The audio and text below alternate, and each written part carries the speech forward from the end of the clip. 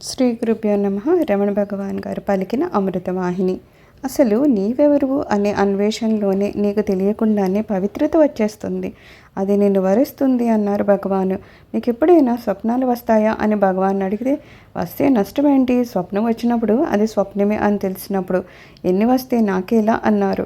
మనకి స్వప్నం వస్తే ఆ సమయంలో అదే నిజం అనుకుంటాము, సంతోషాలకు బాధలకు గురవుతాం. కానీ జ్ఞానికి ఆ సమస్య ఏమీ ఉండదు, అది జ్ఞాని యొక్క వైభవము. భగవాన్ వద్దకు ఒక భక్తుడు బాధతో వచ్చిలా అన్నాడు, నన్ను మర్చిపోయావా? దానికి భగవాన్ అతని వంక చూసి, ఏ అనుగ్రహం అయితే నిన్ను ఇక్కడికి తీసుకొచ్చిందో అది ఎప్పుడూ ఉంటుంది, నీవు తరించే వరకు అది నిన్ను విడిచిపెట్టదు అన్నారట.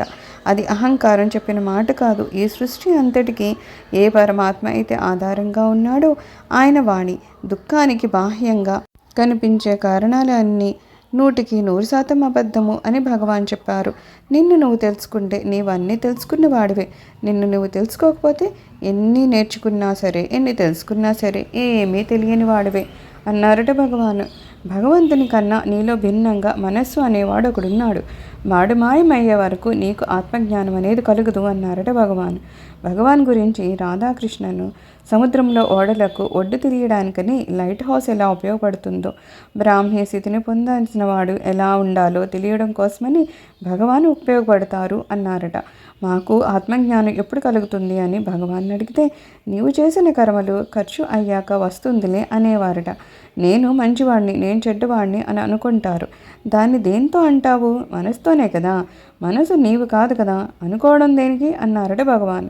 భగవాన్ వద్దకు 4 పెద్ద మనుషులు ఒక అబ్బాయిని తీసుకుని వచ్చి, వీడు తప్పు చేశాడు, మందలించండి అంటే, ఒరే అబ్బాయి, ఈ పెద్ద మనుషులు కూడా తప్పు చేస్తున్నారు కానీ పైకి కనబడడం లేదు, అలాగే నువ్వు నేర్చుకో, తప్పు చేయడం మానద్దన్నారట. అంటే భగవాన్ ఎవరిని మందలించినట్టు?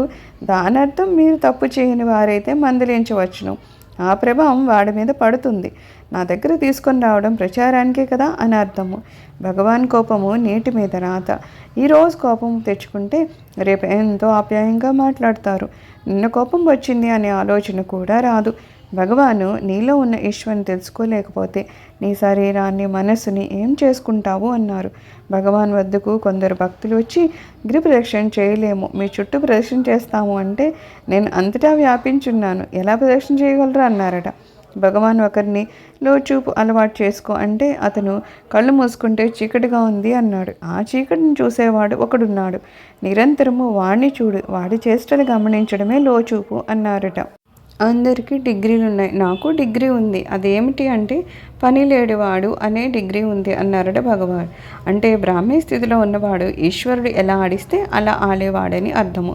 దక్షిణామూర్తి మౌన సన్నిధిలో జ్ఞానం వచ్చింది అని మురుగునారు అంటే భగవాను దక్షిణామూర్తి బోధించి మౌనం వహిస్తే అందులో నుంచే జ్ఞానం వచ్చింది అనగా ఆ విషయం పురాణాల్లో ఎక్కడా లేదే అనగా భగవాను పురాణాల్లో ఎక్కడా లేకపోవచ్చును, అదంతే అన్నారట. అది తిరుగులేని సత్యము. సద్గురువులను కలవడానికి కాలం కలిసి రావాలి. గణపతి శాస్త్రి గారు భగవాన్ని మొదట దర్శించిన స్పందన కానరాలేదు. తర్వాత ఈశ్వరుడు అంతఃస్ఫురణ కలిగాక, కాలం కలిసి వచ్చాక మళ్ళా కలిశారు. నేను ఈ శరీరంతో భగవాన్ని చూడలేదు, గత జన్మలో విరూపాక్ష గుహలో ఉండగా చూసినట్లు స్ఫురించింది. ఆ దర్శనం యొక్క అగ్ని వెంటాడుతూ ఈ జన్మలో మనస్సును అంటించి నశింపచేసింది. గణపతి శాస్త్రి గారి అనుబంధం తక్కువ సమయంలో జరిగింది. భగవాన్తో ఒకరు, మీకు క్యాన్సర్ వచ్చింది, మేము చూస్తున్నాము, మీరు అనుభవిస్తున్నారు, ప్రారంధం లేకపోవడం ఏమిటి అంటే, చూసే మీరు ప్రారంధం అని అనుకుంటున్నారు, నేను అనుకోవడం లేదు, అనుకునేవాడు ఎప్పుడో ఇంటి వద్ద చనిపోయాడు.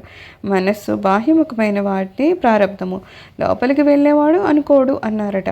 భగవాన్ ఒకరు, మిమ్మల్ని వారు విమర్శిస్తున్నారు, మీరెందుకు ప్రశాంతంగా ఉంటున్నారు అని అడిగితే, వారు ఎందుకు విమర్శిస్తున్నారో నాకు అర్థమవుతుంది, నేనెందుకు ఉద్రేకపడాలి అన్నారట. నువ్వు నేను నేను అని అంటున్నావు కదా, ఆ నేనును అంటుపెట్టుకొని ఈ శత్రుత్వాన్ని అన్నీ ఉన్నాయి. ఈ నేను పోతే అన్నీ పోతాయి, నేను పోకపోతే అవి నీ కూడానే ఉంటాయి అన్నారట. ప్రారబ్ధాన్ని ఆందోళనతో అనుభవించకు, సహనంగా అనుభవించు అంటారే అని భగవాన్ అడిగితే, ప్రారబ్ధం శరీరానికే కదా, శరీరమే శుద్ధ అబద్ధము, దానికి ప్రారబ్ధమని ఇంకో అబద్ధాన్ని ఎందుకు కల్పించారు? ప్రారబ్ధం నిజం అనుకోవడం వల్లనే ఆందోళన చెందుతున్నాము. ఒక అబద్ధాన్ని తీసుకొచ్చి ఇంకొక అబద్ధానికి కట్టేస్తున్నారు. అదే అల్లరి. 100కి 100 వాళ్ళు నేను నాది అనేది లేదు. ఈశ్వరుడు ఒక్కడే ఉన్నాడని గ్రహింపు. నీకు అనుభవంలోకి రావాలి. అదే భక్తి, అదే జ్ఞానము. ఉన్న ఆత్మ తెలియనప్పుడు లేనిది ఉంది అనుకుంటాము అన్నారట. ఒకరు భగవాన్ని, మీరు దేవుణ్ణి చూసారా అంటే, దేవుణ్ణి చూసేవాడు ఇక్కడ ఎవరూ లేరు కదా, ఉంటే కదా చూడ్డానికి అన్నారు. అదే పూర్ణ శరణాగతి. భగవాన్ మాయ గురించి, నీ దురాలోచనలు, నీ స్వార్థము, నీ అలవాట్లు, నీ వాసనలు, నీ సంస్కారాలు ఇవే మాయా అన్నారు. భగవాను అసలు దేహబుద్ధి లేని వానికి ఈశ్వర సంకల్పం ఏమిటి అన్నారట. అంటే ఈశ్వర సంకల్పానికి కూడా దాటింది మనలను తీసుకొని వెళుతున్నారు. భగవాన్కి క్యాన్సర్ వల్ల బాధగా ఉందా అంటే, ఈ చేతికి బాధగా ఉంది అన్నారు. నాకు బాధగా ఉంది అనలేదు. శివుని 3వ నేత్రం నుండి వెలువడిన అగ్నిని గంగానది కూడా భరింపలేకపోతే అప్పుడు పార్వతి శరవణభవ అనే తటాకంలో ఏర్పడగా అందుండి సుబ్రహ్మణ్యుడు శరీరాన్ని ధరించాడు. భగవాన్ బోధలో సూక్ష్మత ఏంటంటే, నీ తలంపుకు స్వతంత్రత లేదు. నీ వల్లే సమస్య వస్తుంది. నీ తలంపుకు నీవే ప్రాణం పోస్తున్నావు. ఒక సమస్య తీరితే ఒక సమస్య వస్తుంది. సముద్రం వద్దకు వెళ్ళి కెరటాలు తగ్గిన తర్వాత స్నానం చేద్దామనుకోవడం ఎలాంటిదో, తలంపులు తగ్గాక సాధన చేద్దాం అనుకోవడం కూడా అలాంటిదే. తలంపులకు ప్రాణం పోస్తూ ఉంటే ఎప్పటికీ ఒడ్డుకు చేరలేవు. మృత్యువు కూడా తలంపే. వాళ్ళు నన్ను తిడుతున్నారు అంటే నేను వెంటనే అవతలి వాళ్ళు ఉంటారు. నీవే లేనప్పుడు అవతలి వాళ్ళు లేరు అన్నారట. ప్రపంచం ఉందా అంటే, ప్రపంచం ఉందని ఎవరంటున్నారు? నీవే నేనును ఓడగొట్టుకుంటే ఏమీ లేదు అన్నారు. నిజంలో ఉంటే చర్చ ఏమీ ఉంటుంది? నిజంలో ఉండడానికి గురువు అనుగ్రహం కావాలి. భగవాన్తో ఒకరు, మీ అనుగ్రహం నాకు తెలుస్తుంది అన్నాడట. నాకు నీకు సంబంధం ఏంటి అంటే కంగారు పడతారు. దాని అర్థం ఏంటంటే, ఇద్దరు ఉంటే సంబంధము, ఇద్దరు లేనప్పుడు తెలియడం ఏమిటి అని. మీ వల్ల మాకు ఉపకారం జరిగింది అంటే ఆ సంగతి నాకు తెలియదు అంటారు.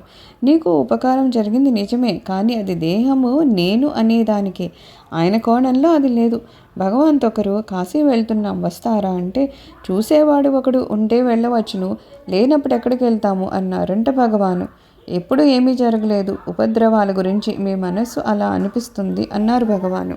మీకు చెడ్డ ప్రారంధం ఉన్నప్పుడు అది మిమ్మల్ని తాకకపోతే మిమ్మల్ని ఏం చేస్తుంది అన్నారు. భగవాన్ ఒకరు, చైతన్యం అంతటా ఉంది అంటున్నారు, మరి హృదయంలో వెతకడం ఎందుకు అనగా, అంతటా ఉంది అనే విషయం తెలియక నీవు దేహానికి పరిమితుడివై ఉన్నావని అనుకోవడం వలన అలా చెప్పాల్సి వచ్చింది అన్నారు భగవాను. ప్రపంచం లేదని చెప్పారు, అలాగే జీవించారు. కృతయుగంలో మౌనంగా ఉన్న దక్షిణామూర్తి, శంకర్లు, రమణులు, సుబ్బరామయ్య గారితో భగవాన్ చివరి గడియల్లో ఏం కావాలి అంటే, అభయం కావాలి అనగా, భయం వస్తూ ఉంటుంది, పోతూ ఉంటుంది. అది ఊహల్ని బట్టి వస్తుంది, నిజంగా లేదు. అది చాలా విషయము అన్నారు భగవాను. మనం భగవాన్ గురించే ఆలోచించాలి. రమణాశ్రమం గొడవలు మనకి వద్దు. గుర్రానికి గంతలు కడితే ప్రక్క చూపులు లేకుండా నిదానంగా చూసి పెడుతుంది. రమణుని సమాధి, ఆయన మాటలు ముఖ్యము. కావ్యగంట గణపతి మునిలాంటి వారు ఎప్పుడో ఎక్కడో గాని ఉద్ధరించరు అన్నారు. జ్ఞాన సంబంధ 16వ ఏట మరణించారు.